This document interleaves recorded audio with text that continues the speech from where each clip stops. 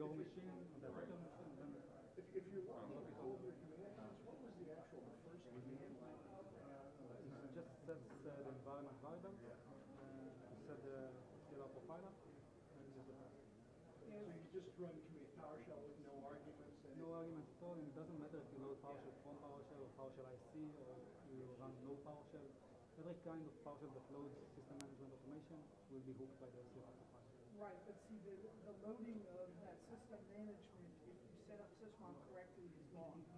Yeah. And if I know that you've loaded it, and you haven't loaded it into something that I allow, then I'm gonna. And that's why I said that there is a way to do it off the NAT. There is another way to hook .NET processes without injecting any DLL to that process. So you can hook all of the functions in PowerShell Yeah.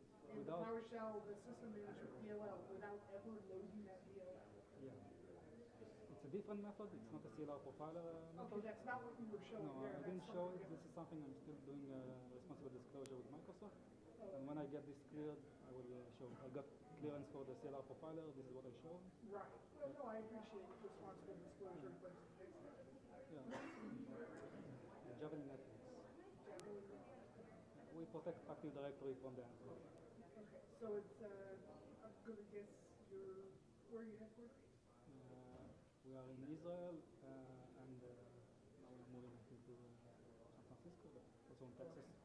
I detected an accent, and I was thinking I have a lot of Israeli companies that you with, and it's like you sound a lot like. A lot of brilliant people over there. On both sides, unfortunately. I just want them all on our side. really, really great talk. Brilliant research. Really, really cool. Good job. Yeah, it's good talk. For sure the little fish might really come into that. So thanks for the compliments on the brilliant code. You did a good job with PowerShell, which is part of your code. I understand why you chose it. I don't understand.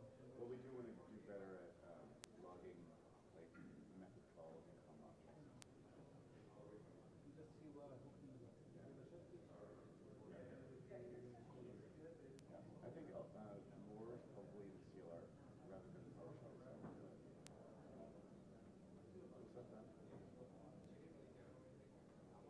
It worked. We had implemented both of the systems, and we got into a solicitation for it. We were really impressed with Javelin, and I just was wondering was this integrated into the Javelin platform. It's not part of the Javelin because it's not part of our solution. We do not protect the endpoint as a user protection. Using a fun project. It's a fun project that we did because we did build the .NET Hooks for our solution. That's why we did the .NET Hooks research. We are using completely different methods. We should continue about that. We wanted to see what we can do with these hooks. And then we found out that PowerShell can build it completely without I'll probably reach out to you on Thursday, maybe you said, try to see how we can do practice. I guess we gotta test it. You get IOCs when CLR profiler is loaded into a process, you get an event, an application event. Okay. So you can see that the CLR profiler was loaded into the process.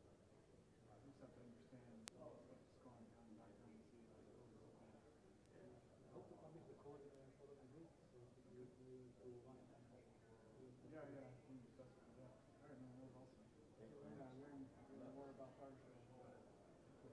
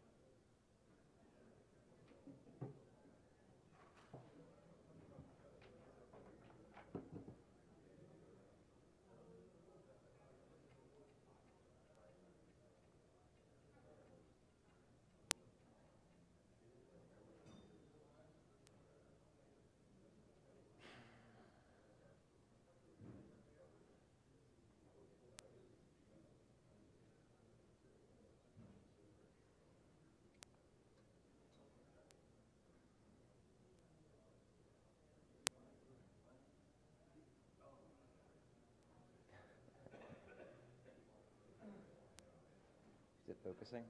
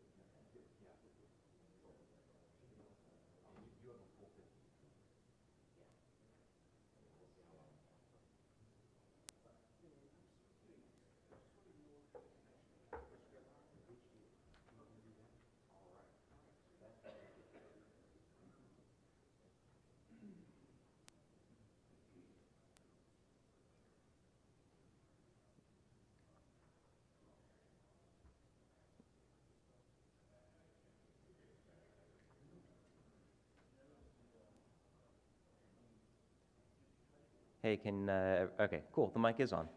Good news. Got like 1 minute before we start, so if you have friends that aren't here, you should text them and tell them that this talk is better than whatever they're doing right now.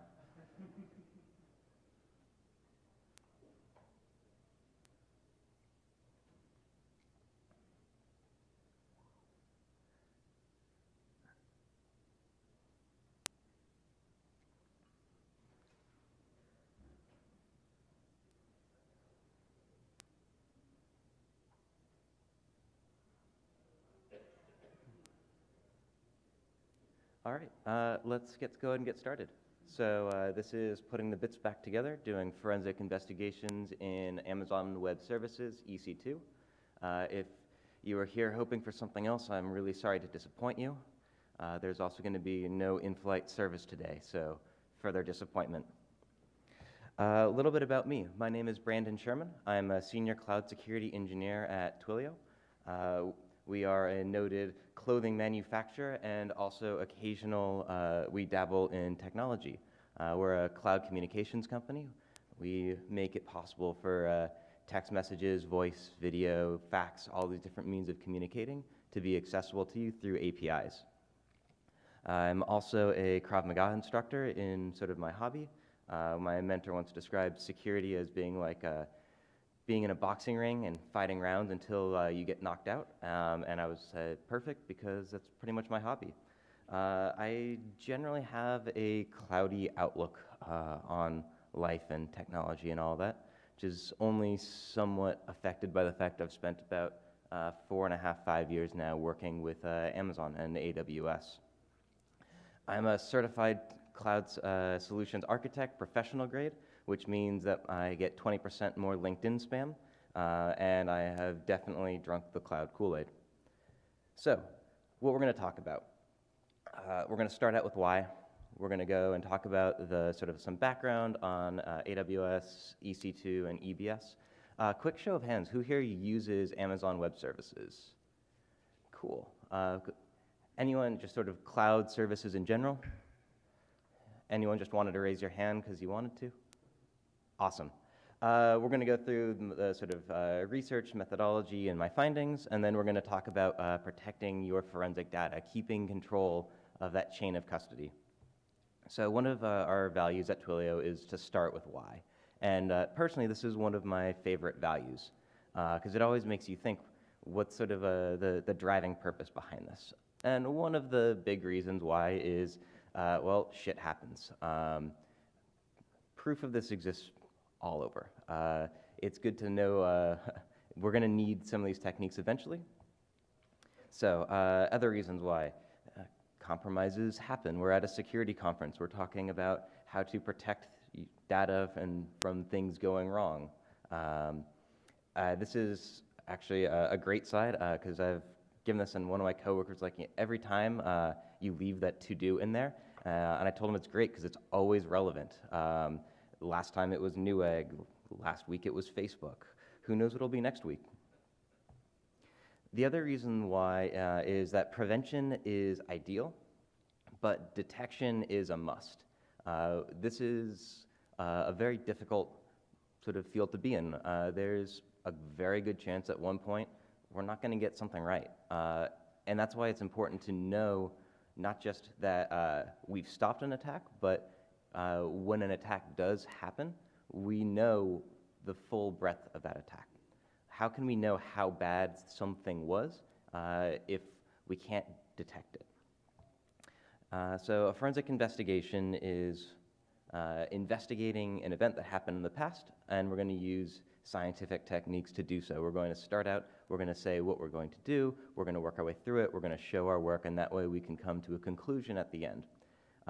This is not the sort of thing that we want to be doing after an event. We want this capability to know how to do something reliably and repeatably before something bad happens. And personally, I just find what's hidden a lot more interesting than what's visible. So, has an attacker deleted log files? Have they caused log files to roll over? Did they use some malware dropper that erased itself? What's going on sort of behind the scenes that someone's trying to hide from me versus what someone's willing to let me see? So we're going to start out and talk about the cloud. And for the purposes of this talk, we're just going to say that Amazon Web Services is the cloud. Google Cloud, Azure, other clouds out there, they exist. I don't work with them as frequently as I do at AWS. Some of these techniques may be transferable. So one of you can give this talk next year on a different cloud service. This is also not supposed to be an introductory course to AWS. I saw a lot of hands go up. This is also not meant to be an advanced course in AWS. I want to give you just what you need to know to understand the rest of the techniques. Amazon Web Services is comprised of a lot of these services. That's what the console looks like, at least recently. I didn't check it today. We're going to be focusing on 4 of those. If you missed out where EC2, Elastic Cloud Compute, EBS, Elastic Block Storage, IAM, which is Identity and Access Management, and S3, the Simple Storage Service, there in those spots on the console. So EC2, this stands for Elastic Cloud Compute. It's a unit of computation. It's essentially a virtual machine on demand. You can even now rent by the minute bare metal instances from Amazon, which is another interesting concept. But they all have different capabilities in terms of CPU, RAM, networking, GPUs, etc. It's very, very simple. You click a button and you get a server. If you have an API, you hit that API endpoint, you get another server. If you have a script with a loop, you hit the API a lot and you get a lot of servers. By default, all of these servers are going to be scattered through the data center. They have shared tenancy, but if your security needs require it, then you can use dedicated tenancy, and that way you know that your neighbors on the hypervisor are at least other instances owned by you. The starting point, the sort of golden boot image for an EC2 image is an AMI. It's an Amazon Machine Image. This is the initial host operating system, any configuration, any software, that's sort of the initial bootstrapping. It's possible to create one of these machine images from a running instance. And this is going to include any configuration files and software on that instance. Makes it very easy if you need to duplicate a server to just create an image from it and launch a new server. But this is going to come back a little bit later in the talk. Some instances have what's called instance storage. Some of them don't. This is, I'm sure, shocking. The instance storage, though, is interesting from a forensic standpoint and from a security standpoint because it's ephemeral. It's directly connected, it's very fast, but it's also designed to basically go away once your instance stops running. This is in contrast to an EBS volume, Elastic Block Storage. This is where you request a volume, you say, I want a 15 gigabyte volume and I want it attached to this host. Kind of sort of think of it like network attached storage, but it shows up locally. And there's different backing mechanisms behind EBS. So these days, if you want block storage, you get 5 different options. And they all have a backing between spinning disks, solid state disks, different throughputs, different maximum sizes, different prices, naturally, charged in cents per gigabyte per month, which is fun for your accounting teams. But this is sort of when you want a persistent disk that won't go away once your instance does, you use a EBS volume. But the cool thing is that they all have the same annualized failure rate. Between 0.1 and 0.2%. Doesn't matter how big, doesn't matter what backing material is, none of that matters. It just fails about an order of a magnitude less than a commodity off-the-shelf hard drive. So, how does Amazon guarantee this failure rate across multiple drives? Or rather, how do they guarantee this failure rate in a single drive that is made up of something mysterious on the back end? It's about 20 times more durable than a hard drive you could go out and buy and stick in your laptop or a server in your rack. So is this magic? Well, it's probably something a little bit more sinister than that. So to recap, Elastic Block Storage is disk storage that's actually network attached storage that has different capabilities that, depending on which type of instance you are attaching it to, will show up either on the SATA bus or the NVMe PCI bus. It can be dynamically sized upwards, but it's statically allocated. They fail 1/20th as often as a regular off-the-shelf drive, and you can take a snapshot of them with an API call. The contents of that snapshot is kind of what we really get into in this talk, because with all of this magic going on, or this dark black magic that's happening in the background, is this snapshot something that we can use to make a forensic investigation possible? We're also going to talk about a little bit of knowledge for identity and access management. This is pretty fine-grained permission controls, who can do what, when, where, why. But for example, taking snapshots is a permission that can be granted or also restricted.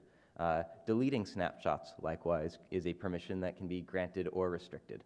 And this really comes into the chain of custody that's going to be necessary to follow to ensure that these snapshots are kept safe.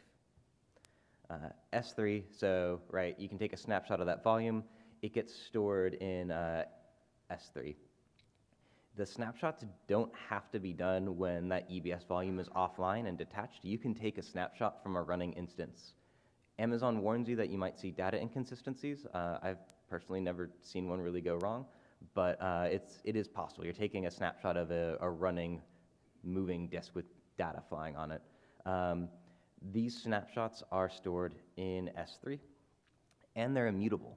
The AMIs are special EBS snapshots.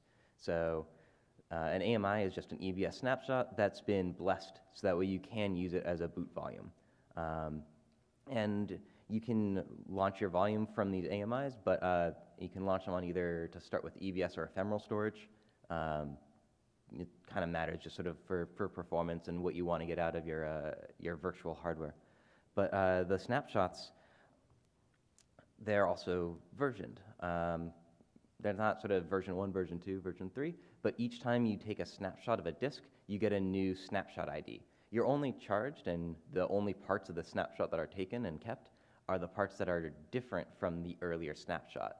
So your V1 snapshot ID is going to be the full disk, then V2, V3, V4, V5, as long as you keep taking snapshots, will get different IDs, but may only be a few bytes different.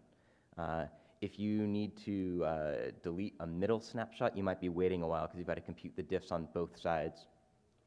But this also means that we can take a snapshot of a volume multiple times. Maybe you don't want to terminate an instance right away. You suspect that it's compromised. You want to do an investigation, but you don't want to take it offline so you don't tip your hand. In this way, you can keep seeing what's on the disk without necessarily taking it offline, taking a snapshot, and then doing an inspection of it. All right, story time. So if we have 4 different people, and they are all going to play a game of Clue. Clue is a trademark of Milton Bradley, EBS is a trademark of Amazon, and we're going to pretend that the Clue board is a hard drive, rather a EBS volume. And each square here is a block that data has been written to, a player has been moved through. So Clue, if you don't know, it's a classic whodunit. You're trying to figure out, by moving around the board and picking up clues, who did what. So did Miss White erase the log files in the library? Was it Colonel Mustard in the kitchen who was forcing log files to roll over and hide his tracks? Well, let's take a snapshot and investigate. If only we could see past turns that had been deleted that were on the board. So if we take a snapshot of an EBS volume, one of these API calls, is that snapshot going to contain in-use blocks, or does it also contain the deleted blocks? If I make it's an ext4 file system, I delete a file. It's very easy to understand that from a sort of hypervisor level. Maybe those files just aren't included in a snapshot. Doesn't matter what that original volume type is. Amazon originally had just the standard EBS storage, but now there's 4 new ones. Doesn't matter what that is, and doesn't matter what the instance type is.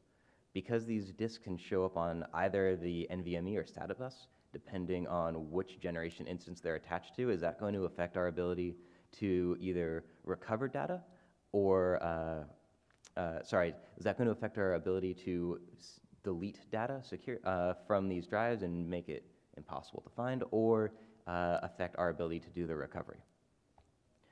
So here's the steps that I followed.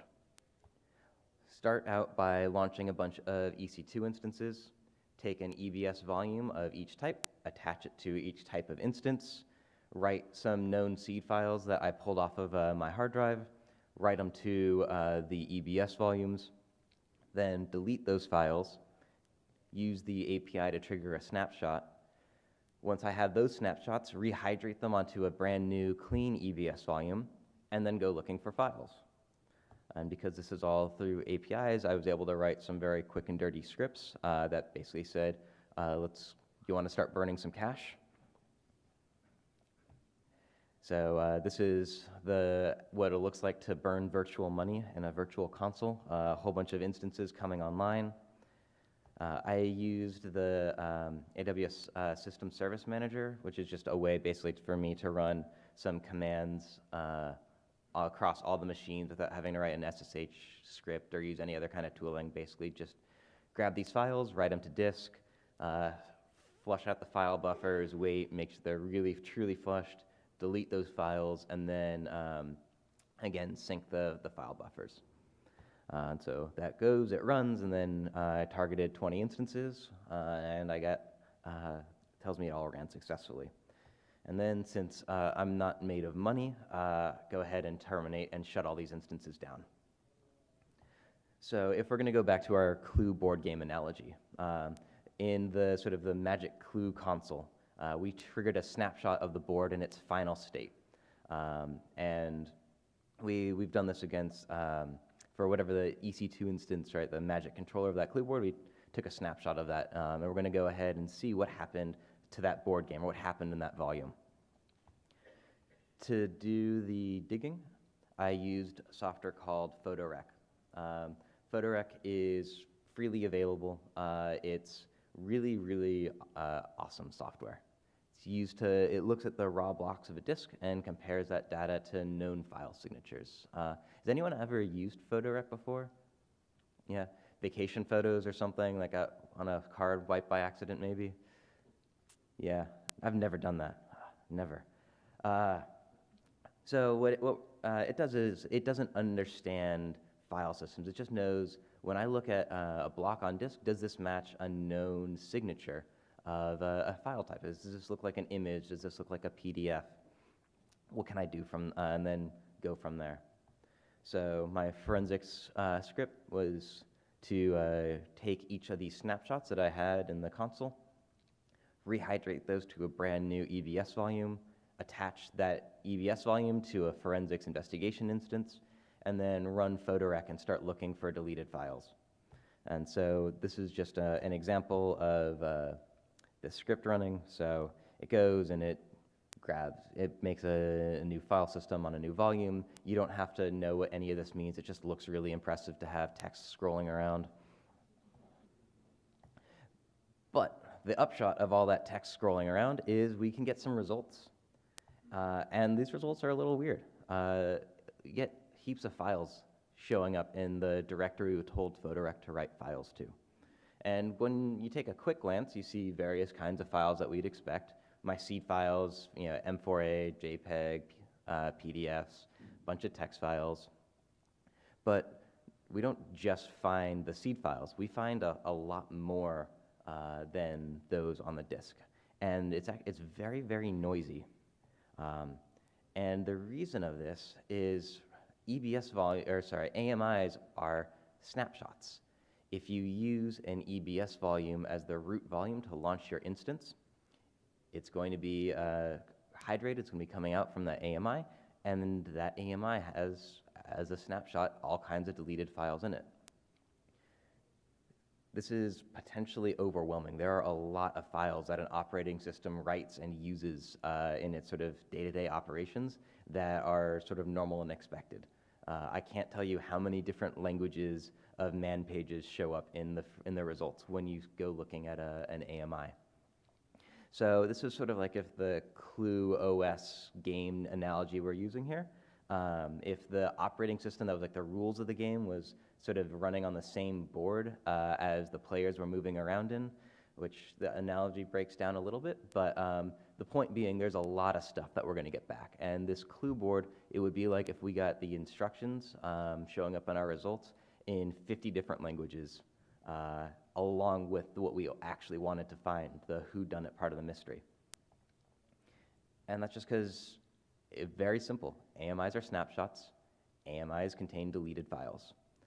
If you use Photorec on a volume, that was the startup volume, so it was born from the AMI. you're going to find a whole lot of those deleted files. You will also very likely get the actuals, you'll get like your results, and we'll get into that in a second, but all the game setup. So it's like in Clue, if we started Colonel Mustard in one corner and Miss White in another corner, we would see that setup action as happening. So when you go looking at PhotoRec results, this is what you get. A few file names, but mostly just a whole lot of, I found this type of file and I gave it a file name based off of where I found it. It is a lot of data. So how do I know, given all of these different files that I've recovered, which ones are my actual seed files and which ones are this sort of noise from an AMI? So we play match the hash.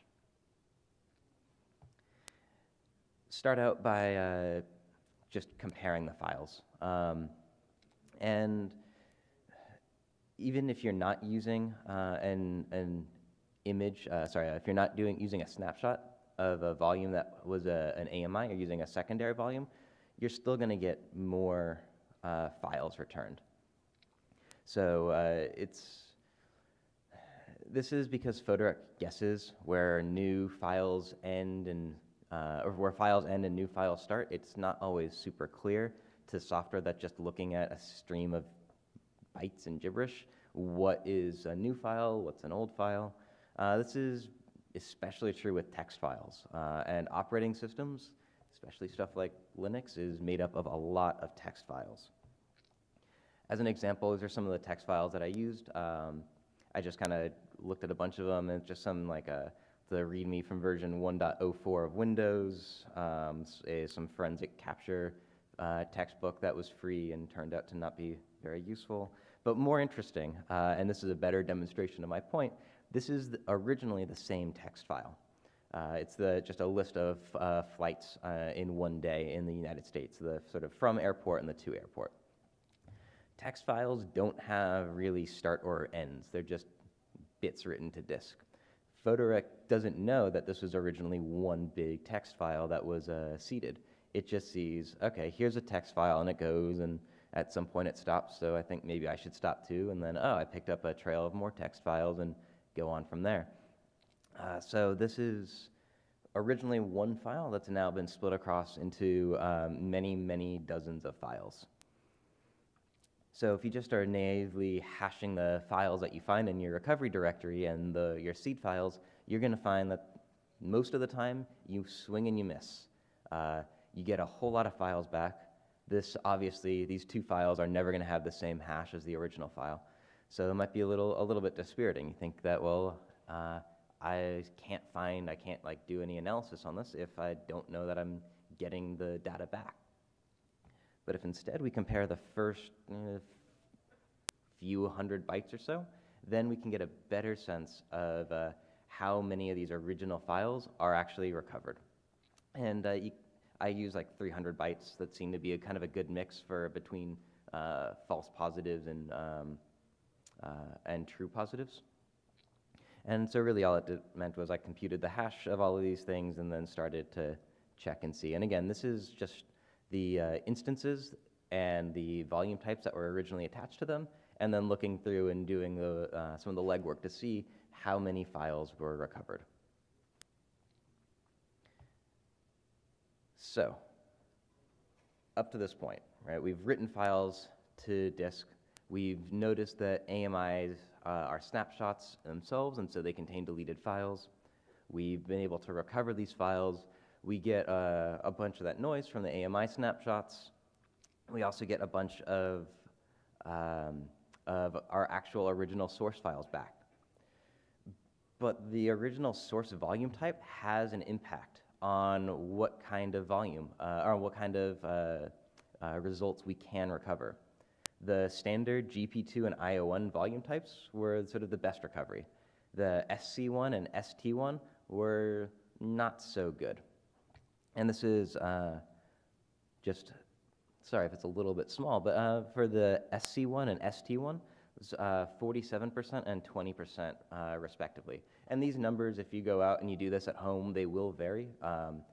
because of that magic Amazon's doing in the back end of somehow being consistent when I ask for a block back, but distributing that block amongst multiple other systems of redundancy, and who really knows?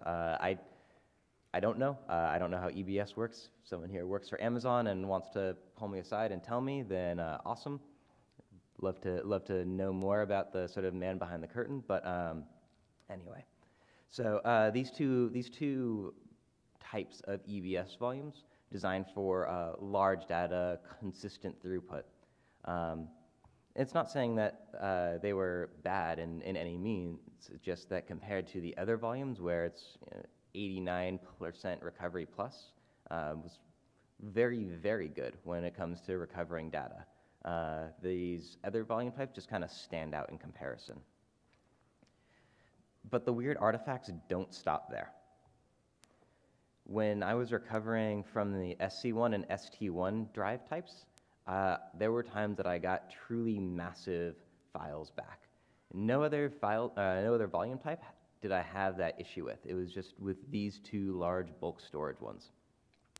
And this is just a capture of that. So originally written seed files to disks, I did the recovery, and then I looked at just to see how much disk space I had gotten, I was using to know if I could use that same disk for other recoveries. And I found that there's 272 gigs used on my forensic recovery drive.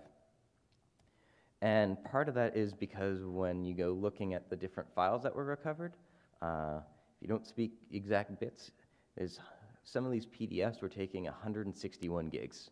The PDF or the video files, the M4P files, 180 megabytes, exactly what we expected, perfect match.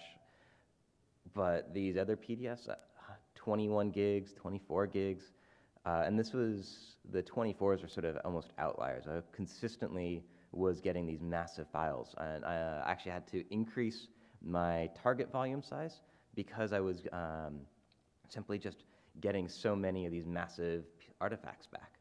PDFs are generally not that big. If you know of like an actual legit PDF that big in the wild, let me know, because it sounds like you've got some really great war stories.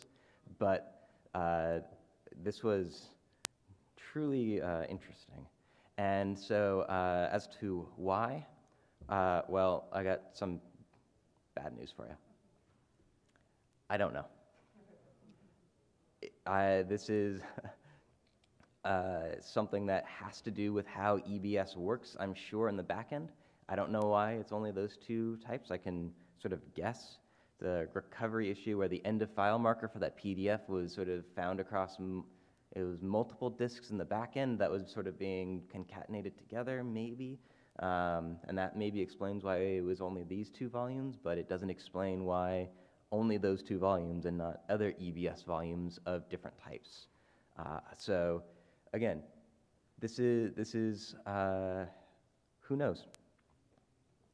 If you're curious, this was the PDF. It was like 160K or kilobytes. Really just this small. I don't remember even where I got it. It was some sort of diagram pattern thing.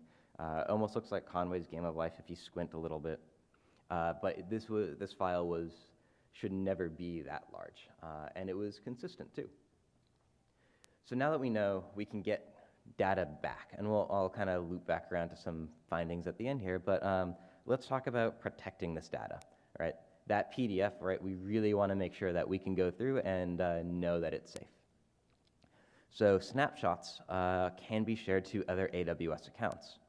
This is a really great property of them because if there's an attacker in your account and they've already breached one of your EC2 instances, they may be able to delete those snapshots. If you have over-provisioned permissions on that EC2 instance and you do a snapshot of it, you do the recovery, and you're kind of waiting, and the attacker is still in your account, they've exfiltrated an API key, they can watch you take that forensic snapshot. And then once your snapshot is completed, they can delete your snapshot.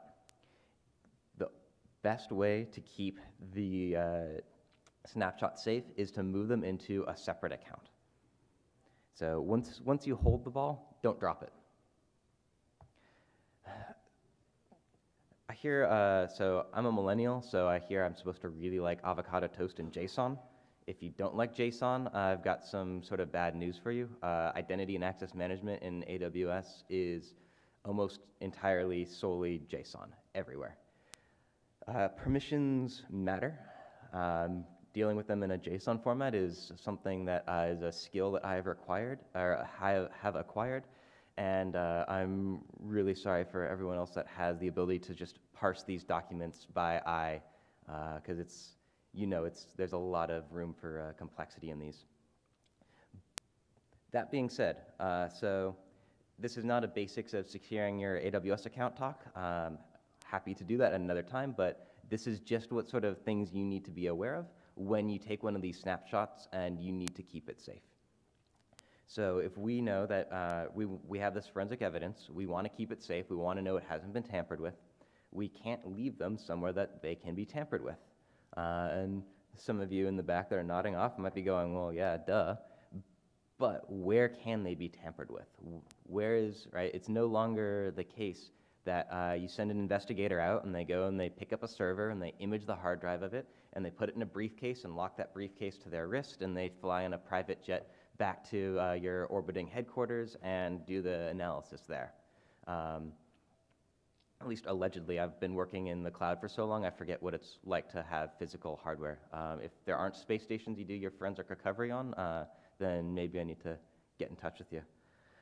So we want to use, come on, there we go. So we're going to use IAM to make sure that we secure the access to these snapshots. And it's really who, what, where, when, and how. So you could potentially grant Colonel Mustard the ability to use AWS Lambda only in the lobby. You could say these API calls require MFA. They can only be done from a certain IP range. You're only allowed to operate on select resources. This is an example AWS policy. This is the administrator policy. It says you can perform any action on any resource. It's very helpful. If you are struggling with your permissions and you're not sure what you're doing wrong, why you're getting permission denied for something, this will solve your problems every time. There's some people here who are like, I'm not wrong though. It will solve your problem. It's going to create a whole lot of new ones though. This is the policy I attached to my EC2 instances to allow them to actually grab the seed files. This bucket's not public, so there's also no PII in it, unlike some other, like every other day there's a new one of those. But again, like this is a much more restricted policy. So if you see the star, you want to look into that before it becomes an issue. Especially because this policy will only let me get things out of a bucket. This policy will let me modify the files in that bucket, then delete snapshots when they're taken, and then own the whole account and lock the the legitimate owners of that account out, which is another fun talk that can be gone through. But critically, even if you have that star policy, because it's just easier than solving your permissions issues and the complexity of JSON, those permissions only work within a singular AWS account. An account is basically like erecting blast walls around something. If something goes boom in an account, it can't touch other accounts. There are configuration mistakes that you can make, but you've got to try really hard to make those happen. And even still, those API keys aren't going to magically have the power into other accounts. So when you get notice that there's an instance behaving strangely, and you're doing an investigation into it, do you know what's on that instance? Does that instance have a policy that is star? Does it have a policy that lets you permission escalate to star? Are there not even necessarily permissions granted to it, but someone couldn't figure out how to do that, or they wanted to work in another account, and so they put their API keys on that instance, static credentials? Are those on that instance? And yes, you can do a forensic recovery and find API keys people have hard-coded into that instance. So what happens in that? Well, strictly speaking, the planet is like a blast radius, right? This is, I think many people would consider it to be bad situation. So if we think of sort of this detonation as happening, what's going to contain it? Well, the fact that at some point there is no more planet left to go boom.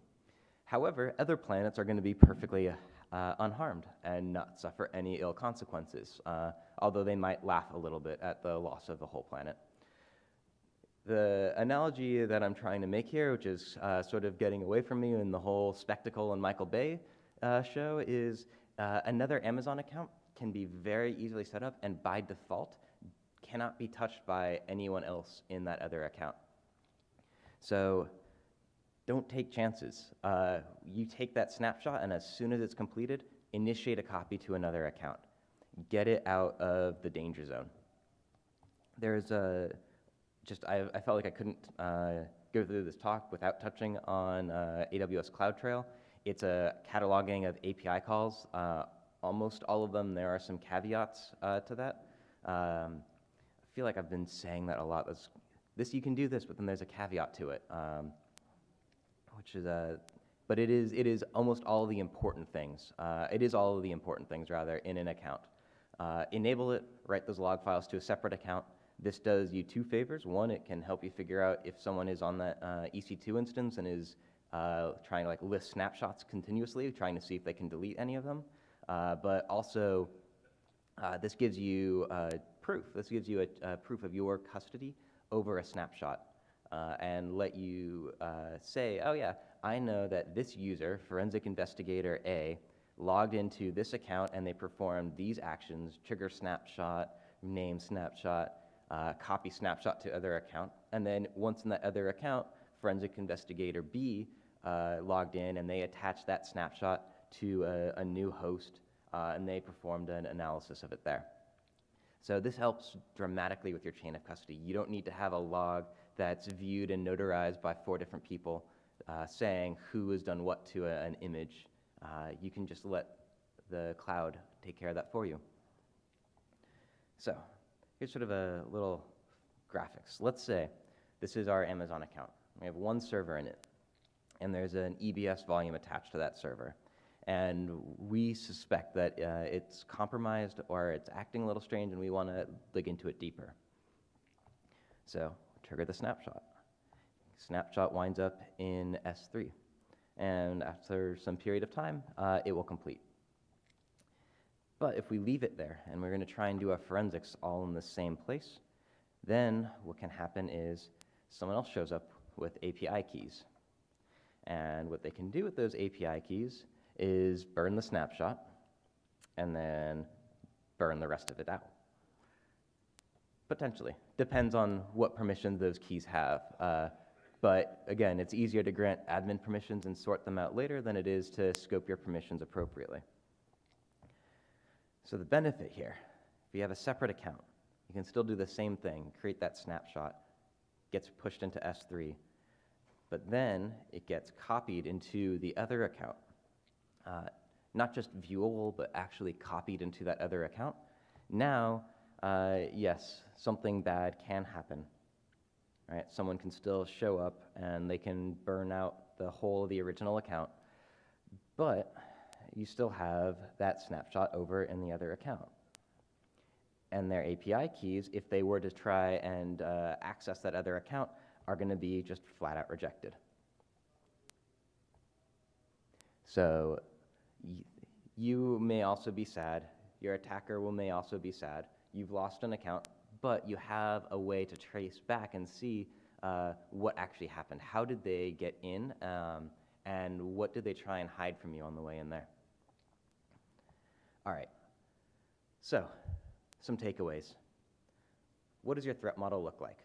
If you truly need high-quality forensics, and you need to be able to say without the shadow of any doubt that, yes, an action that happened on this instance, I am able to read that data back.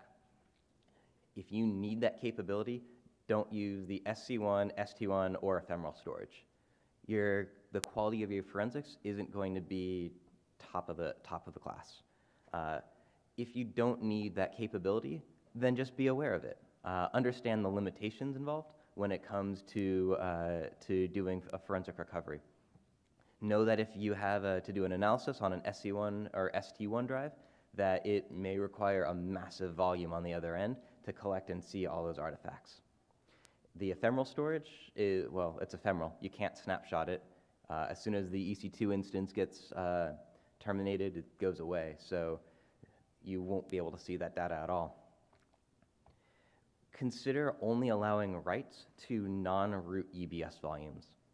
That AMI, with all of its artifacts, can be very, very bad for your signal-to-noise ratio. It is possible that if you have a very long-running instance or you have a large history of AMIs or just a lot of data on it, that there'll be too much noise for you to be able to find the deleted files, especially if you're not lucky enough to start out with known hashes of your seed files. If you're looking for Apache logs, Nginx logs, whatever software you're using, and you're looking to see where those went, or then you may not be able to find them, or you may take you a very long time to find those log files if they were successfully recovered. Also, use multiple accounts. This is something that I say a lot, kind of big proponent of it. They are free to create, and using multiple accounts means that you can separate out and reduce your risk. You put up more blast walls, so that way, if something bad does happen, you don't lose everything. Especially because a breach of a server, because I'm sure all of us can think of that one developer that just doesn't have time to figure out their policies and uses an administrative policy, or maybe there's something wrong in your policy that allows for privilege escalation, or someone put API keys on an instance, whatever it is, that if you have done that breach of that server could be a loss of all of your stuff. The cloud gives and the cloud takes away. It will give you as many servers as you want with an API key, as long as your credit card still will allow the transaction. But at the same time, it also allows you to take away all of those servers with an API key. That account lets you limit the blast radius. It keeps your forensics, importantly, out of that blast radius. Finally, also enable CloudTrail. It's great for looking and seeing what API calls have happened. It's great for seeing what API calls are being denied.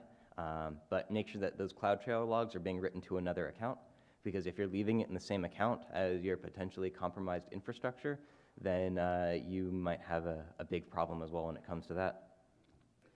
Be careful what you write to an AMI. A really common pattern is for an organization to create an AMI for use internally.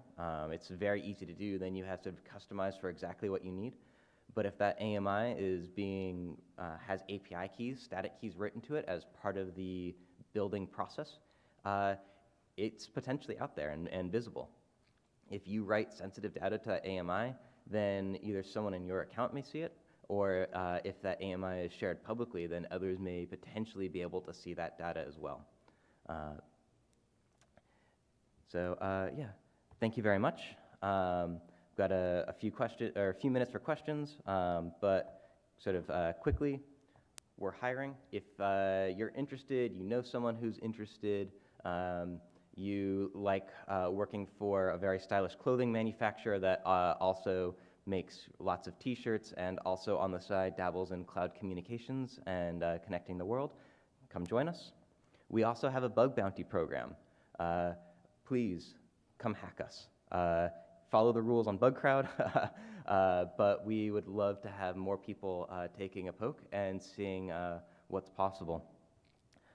Finally, if you want my contact information, go ahead and text DerbyCon to this phone number, and you'll get my email address. So with that, thanks. Any questions? Yeah.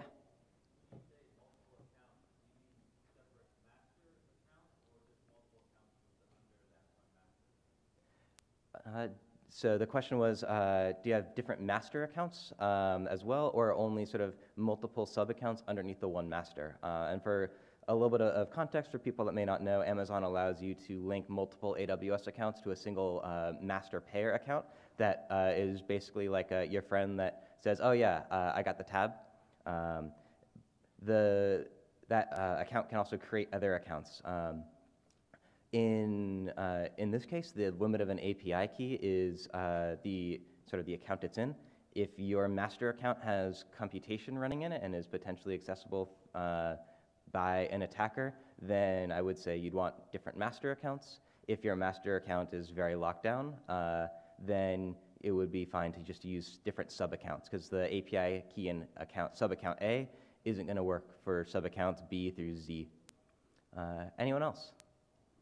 Yes? When you were looking at the source files, Mm-hmm. the principally drive files, the attorney files, you compared like the first 300 bytes or whatever Yeah. to figure out if they're the same. Did you look into locality sensitive hashing at all to compare the two, maybe? No, I did not. I was just looking sort of at the first chunk of the files. I did pull some of those files down locally just to make sure that I wasn't missing anything. Yeah, I was only looking at the beginning. Okay. If you do that, you can calculate the memory difference between them. Okay. Even if the beginning was corrupted, you could still tell that they were mostly the same. Okay. Yes. Interesting. Okay. I think part of the other reason why I did just sort of the first few hundred bytes was to see, because I would get multiple text files back that were originally one large file but had been split across into multiples, and so I was looking to see sort of how many of those early files I got. But yeah, doing sort of the locality hashing would be interesting to see sort of the extent of corruption in some of the files that maybe didn't get picked up by this. So, for your homework for next year. Any other questions? Yeah. So how do the permissions work for that copy of the second account? Where does it So the way that the snapshot copy permissions work is you can, from account A, say that you will share a snapshot to account B. In account B, then, you initiate a copy of that snapshot, the one that's been shared to you in account A, and that copy is going to reside in account B, because that's where your API keys are homed. So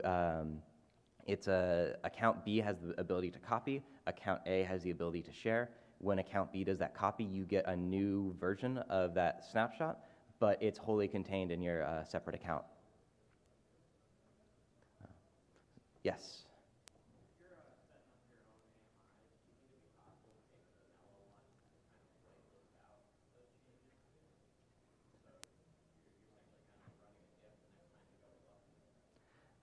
So, question is, if you're baking in AMI, is it possible to, I guess, zero out some of those the changes?